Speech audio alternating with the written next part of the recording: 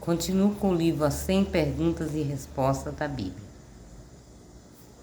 Agora, aqui dentro está perguntando: por que Jesus falava em parábola?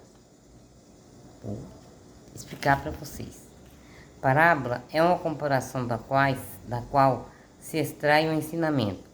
É uma história popular tirada do mundo material e da vida ordinária e usada para ensinar uma lição sobre verdades espirituais. Encontra-se parábolas já no Antigo Testamento, como o Cântico da Vinha de Isaías 5, versículo 1 ao 7. E a história da ovelha roubada está em Samuel 2, 12, do 1 ao 14. Elas ensinam a ver as realidades espirituais através das coisas simples do mundo e da vida. Deste modo se reconhece uma harmonia profunda entre o mundo do espírito e da natureza. As criaturas têm o dom de elevar nosso espírito de criador e as coisas espirituais. Podemos apresentar as aves dos céus e como os lírios dos campos, como Jesus mostrou. O tema principal das parábolas é o reino de Deus, já presente e em crescimento no mundo. Ele fala em parábola porque ele quer que a gente puxa para a memória para aprender. Não vai dar mastigado para nós também. No templo de Jesus, esperava uma intervenção triunfal de Deus na história para inaugurar o reino da terra. Ao contrário, as parábolas apresentaram o reino de Deus, começando com toda humildade e modéstia. Deus, ele é a própria humanidade. Deus era modesto. Seu crescimento é lento e misterioso, pois tem de enfrentar contestação e precisa tolerar a presença de maus até o julgamento decisivo. Mas o reino está destinado a crescer e vai acolher pessoas de todas as classes e nações. Há também parábolas sobre a misericórdia e o perdão, a oração e a caridade, a vigilância e o desapego da riqueza. Tudo ele fala em parábolas. Claro que para nós, pecadores, é difícil de entender, mas os apóstolos lá atrás, tudo eles entendiam.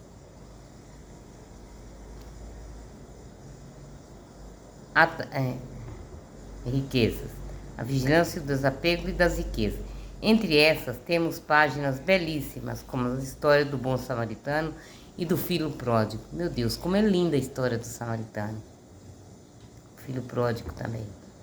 Ao todo, são mais de 40 parábolas, somente nos evangelhos. São Marcos diz que Jesus nada ensinava a não ser em parábola, conforme podia entender. Por isso, a intenção de Jesus ao falar em parábola não podia ser dificultar a compreensão da mensagem, mas justamente o contrário.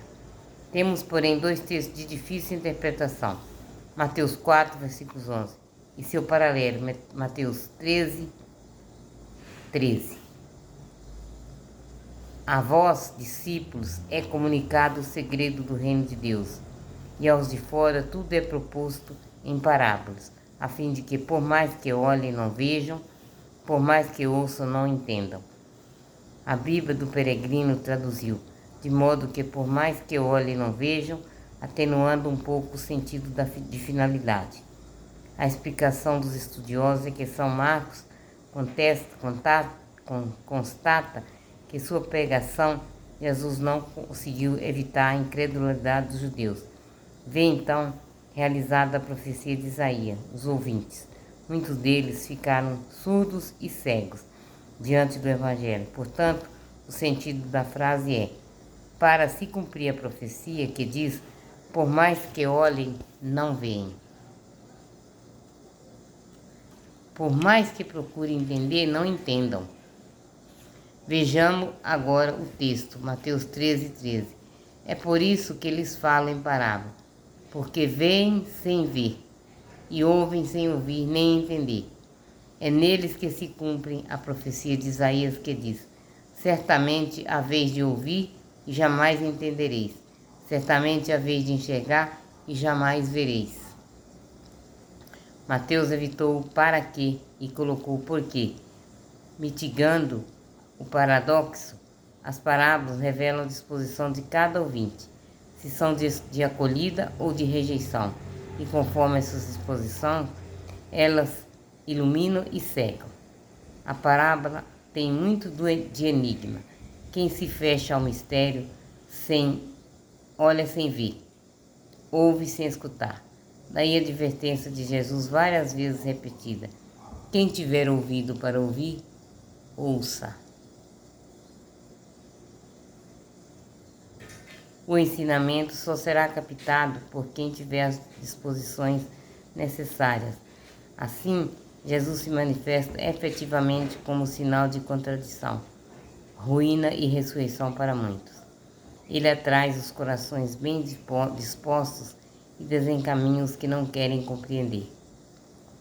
As parábolas nos mostram que, ao apurado, Jesus tinha o dom de observar a natureza e as atividades humanas, conforme as situações, pois ele retira suas comparações de coisas que viu ou ouviu da vida familiar, social, política ou no noticiário. Podemos imaginar que reparou como sua mãe misturava fermento em 3 medidas de farinha para fazer o pão, como viu o semeador no campo, o joio e o trigo crescendo juntos, os pescadores separando os peixes, o pastor que procurava a ovelha perdida, pedreiro construindo, operários na vinha, empregados e patrões, festas de casamento, gente rezando, etc.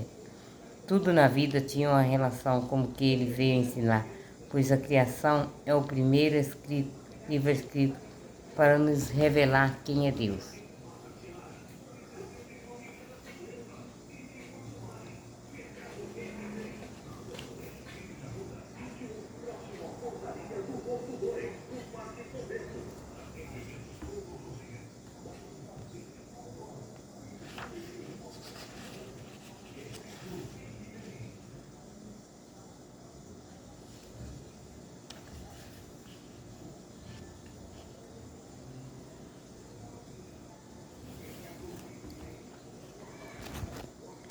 Por que Jesus mandou rezar para que a vossa fuga não aconteça no sábado?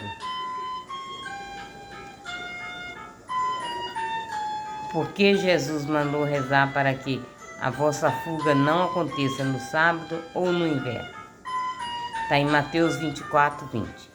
O capítulo 24 de São Mateus contém o último dos 5 discursos de Jesus que o primeiro evangelista recorda, o chamado sermão escatológico, porque se refere aos últimos acontecimentos da história. Eschaton, em grego, significa último.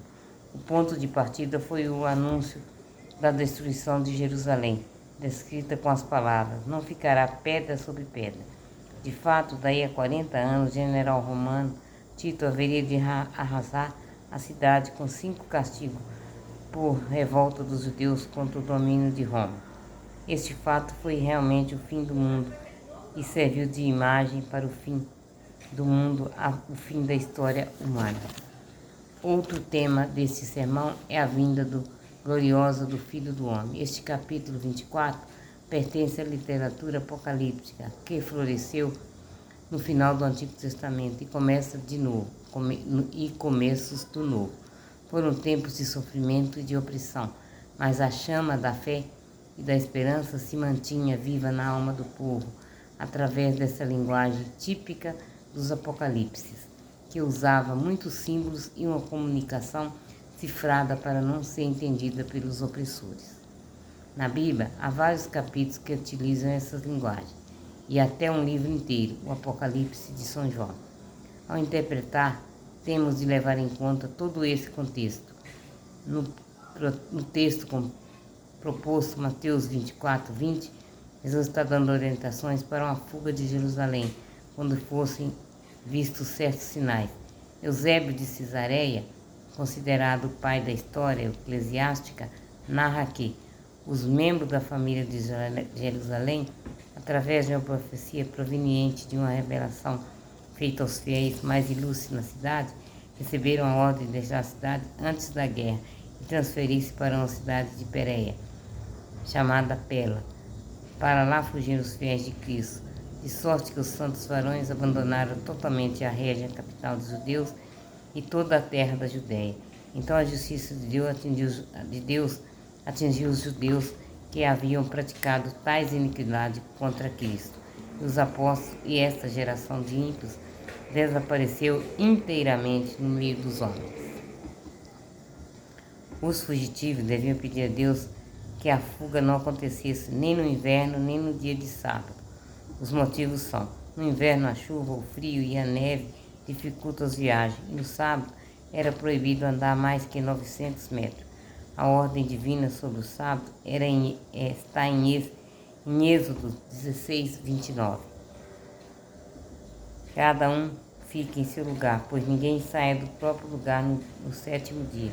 Os rabinos de mentalidade legalista decidiram determinar exatamente qual distância era permitido percorrer no sábado, e chegaram a estipular um limite que seria de 2.000 côvados, que correspondesse a mais ou menos 1 quilômetro.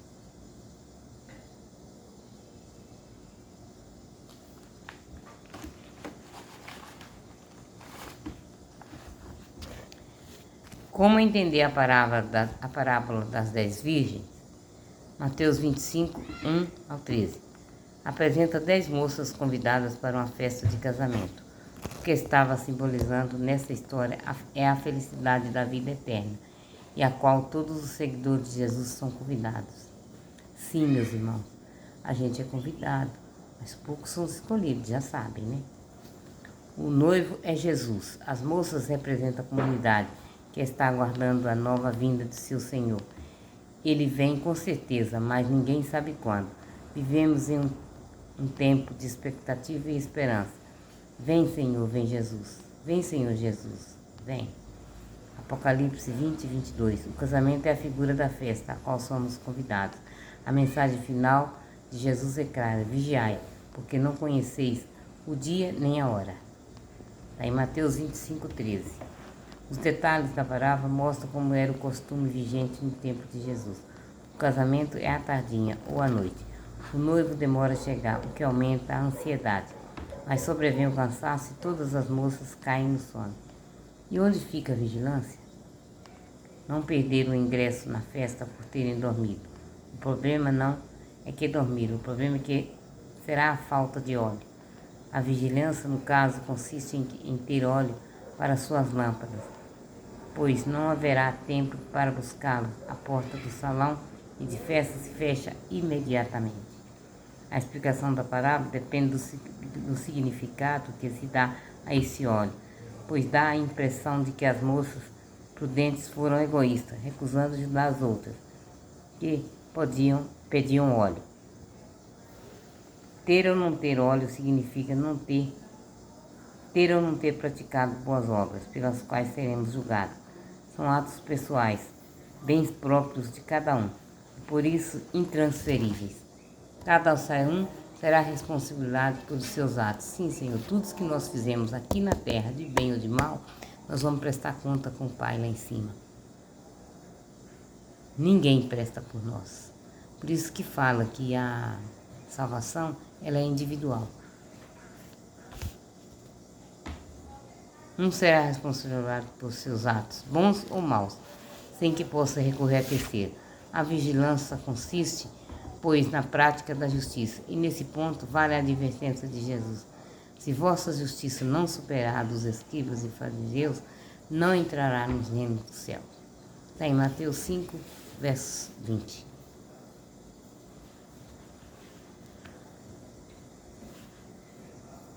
Pai nosso que estais no céu, santificado seja o vosso nome, venha a nós o vosso reino, seja feita a vossa vontade, assim na terra como no céu. O pão nosso de cada dia nos dai hoje, perdoai as nossas ofensas, assim como nós perdoamos a quem nos tem ofendido. E não nos deixeis cair em tentação, mas livrai-nos do mal. Amém.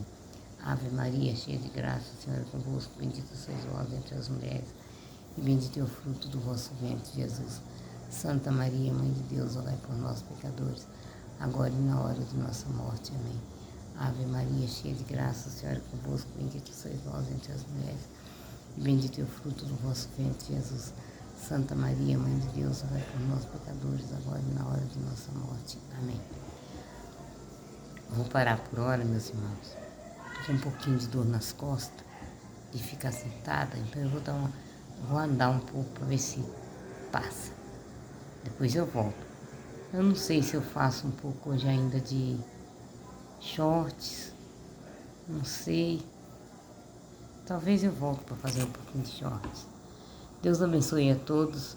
Tenham todos uma excelente tarde. Louvado seja o nosso Senhor Jesus Cristo, para sempre seja louvado.